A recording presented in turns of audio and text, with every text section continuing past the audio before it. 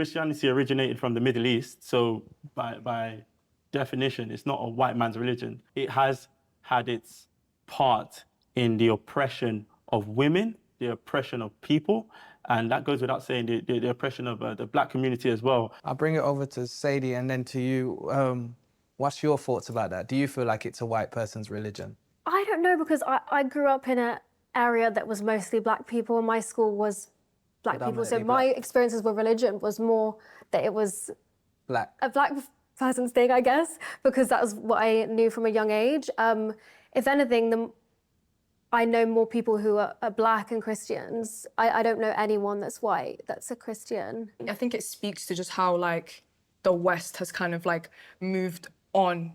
Like, the UK has become increasingly atheist. Like, they don't really believe in, like, Christianity in the way that they used to before. I think when we think about the word white man, first of all, it's very triggering. So it's like, oh my gosh, what do you mean? Something belongs to the white man, like, that's insane.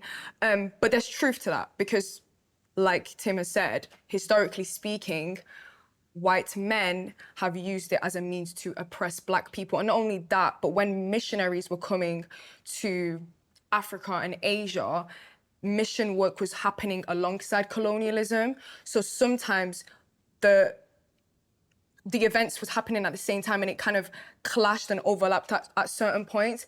I do think there has to be an element of responsibility from white people to recognize, yes, no, like we have played a really negative part in the way that we used Christianity to oppress people. There's a famous quote by Frederick Douglass that's saying that there's two kinds of Christianity clearly being operated in this world. There's one that leads to freedom, and there's one that leads to oppression. There's two kinds of Christianities going on in the world. So black people, and if you look at, you know, the global south, Christianity is growing a lot more in persecuted places because it speaks to that situation. And I love that because it's literally what Jesus said. He said, I have come for the brokenhearted. I've come for those that literally are outcast. I've come for the widow. I've come for those who are oppressed. That's who the gospel is literally for. He came like the very missionaries that came. But I'm a black woman, so I know. My context I is coming from an African household with a mother